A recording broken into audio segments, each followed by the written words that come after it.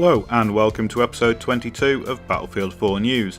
And when I joked yesterday that this could be becoming a daily show, little did I know that today they would release the first of the major client and server updates.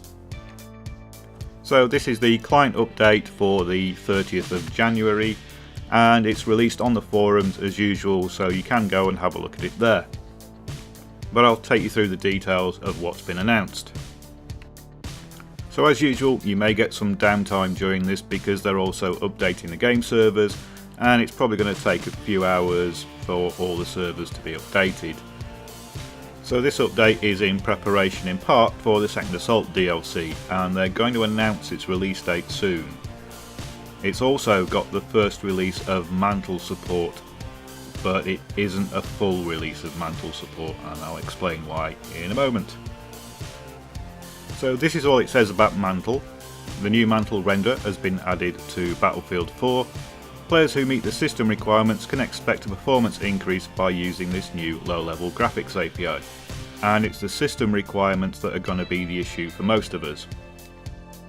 So I've taken this from another of DICE's releases about Mantle and I'll include a link to this in the description. But first of all, you're going to need the AMD Catalyst 14.1 beta drivers. And there's an issue with that, is that when this update comes out, those haven't been released. You're going to need an AMD card with the Core Next AMD Catalyst. And 14.1 initially only supports the R9 and R7 cards and the Caben APU. And you're going to need 64-bit Windows, so that's 7, 8 or 8.1. So the biggest restriction for this is going to be the graphics card. Those are pretty much the latest releases that AMD have given out. And it means I won't be able to test it for you to see if it works because I'm running a HD 7970, which isn't exactly an old card, but it won't be supported by this release of 14.1 beta drivers.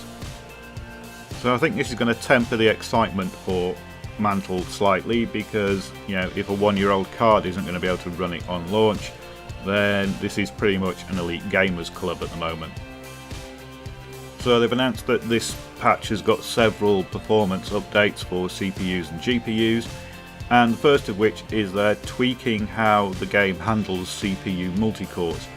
At the moment, Battlefield 4 doesn't seem to prioritise or lock cores for its own use, and so Windows can then just take over a core and Battlefield doesn't really handle that well, and so it just stutters and struggles to catch up for a while. They've also added the ability for you to specify how many cores you want the game to run on using the thread max processor count setting, which is going to be in the user config. Now there's no guides as to how to set this up, but I would suspect if you stick it on half the number of cores then you should be fine. Render Draw Screen Info 1 now shows information about CPU and GPUs and whether you're running DirectX or Mantle. So this is going to let you check that your processor count has been set right, that your SLI or Crossfire is running properly, and if you're running on DirectX or Mantle. They've added a new command called perf overlay framefile log enable, which records frame times on CPU and GPU and logs those to a .csv file. Now I'm assuming this is going to show you which is working hardest to try and maintain your frame rate, whether it's your CPU or your GPUs, and then you could change the settings accordingly to try and maintain a more consistent frame rate. For AMD card users, they're now recommending 13.12, which is the current Catalyst driver. They've enabled tile-based compute shader lighting for Nvidia cards. Now this is something that was in Frostbite 2, so I'm surprised it's not in Frostbite 3. And what it does is it splits the screen up into regions for lighting effects rather than trying to do lighting effects absolutely everywhere. Improved performance with rendering and spotlights for all GPUs, primarily indoor environments. So this again is spotlighting. This update is going to include the DMR balance tweaks that they gave details of yesterday, and the information here is pretty much the same. It's 3-hit kills at long range, and they're going to increase the range differently from weapon to weapon depending on its rate of fire. Additionally, they're going to reduce the accuracy penalty for sustained fire, and they're going to keep on monitoring DMRs to see if these changes make it effective. Hopefully these changes will work, because the game is really a long-range, mid-range game at the moment, and the DMRs would be perfect for that, but they've just been too weak. Now on to other items. They've greatly reduced the risk of crosshairs disappearing, which would also result in hit markers disappearing. Now this has been a bit of a glitch rather than a consistent problem, and they've obviously found some of the things that are causing it, and hopefully they'll find the rest soon. They are adding a headshot icon to the kill card so you can tell if you died to a headshot. I think a lot of people are still complaining about one-shot kills even though they fixed that bug. So this is basically just so they don't get a whole load of people whining about one-shot kills. They fixed the win-lose screen on squad deathmatch, and they fixed exploits to the SOFLAM and MAV, which I didn't even know existed, but apparently they did, and they fixed them. They fixed the gameplay code to properly track the FOV that you set in the options menu. A lot of times if you change the FOV you would have to log out of the game and log back in again. Fixed an issue where chat would break when entering false or true into the chat window. No idea what that's about. Fixed an out of helicopter glitch in air superiority where you could spawn on the ground and play as infantry in air superiority mode. Fixed misaligned crosshairs on the T90 MBT. Now I've done quite a lot of tank driving and that's not something I'd ever noticed, so it must have been a very small amount they were off. And they've added a setting for joystick so you can tweak the dead zone, which is basically how far you have to move the joystick before it starts registering it as a movement. So that's it for the patch notes. But as usual with a DICE update recently, as soon as it started happening we got a message about problems. So at the top of the screen in battle log there's a message appeared saying, "We are having issues with our back end, we are working hard to resolve the problems."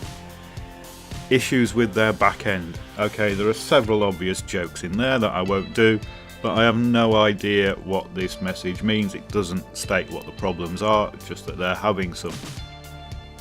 So I have been online and had a play with some of the changed guns. I had a round with the RFB using the Rex as a pistol, and I can confirm that the RFB does seem to be a 3-shot kill now into the body of range, and the Rex is a lot faster and smoother firing, and it's still a beast when you get up close. Here at the top of the screen you can see the new headshot icon just above the killed by, and I obviously let the Hussar shoot me in the head just so I could show this image. Honestly. Something else I discovered when playing was that the second assault assignments now show up at the end of the rounds. The first of these I came across was Express Train, which needs 1 assault rifle ribbon, 2 kill assist ribbons and 10 kills inside Metro. Now I got this just because I got a kill assist ribbon and it showed up. The second one that I got was Perfect Landing. So you got to play 10 hours of second assault, get a kill streak of 10 in a round, you've got to get that 10 times, and land on top of the tallest tower in Caspian or Firestorm, and you have to do that once. The other second assault assignment on there is Dust Devil, which you need 1 anti-vehicle ribbon, but you also need 5 vehicle kills on Caspian border, so you can't unlock that one yet. In fact, most of these you don't seem to be able to unlock yet, but there is one that you might possibly be able to unlock. And that is this one, Co-Pilot, which requires 10 minutes in helicopters and 10 squad repairs. No map requirements for second assault. So could this one unlock? I'm not sure, but I'm going to try it out tonight. If you want further details on the second assault assignments, then I cover them all in episode 4 of Battlefield 4 News, which seems like ages ago. You can click on this image and it should open it up in a new window if I've set it up right. So as I'm finishing this episode off, it's been a few hours since the game update came out and there's been no details of the server update, so I imagine it's pretty much just the server changes required for the game update to work. So that's it for this episode of Battlefield 4 News, and I'll let you know if anything else comes along. Probably tomorrow at this rate. Thanks for watching.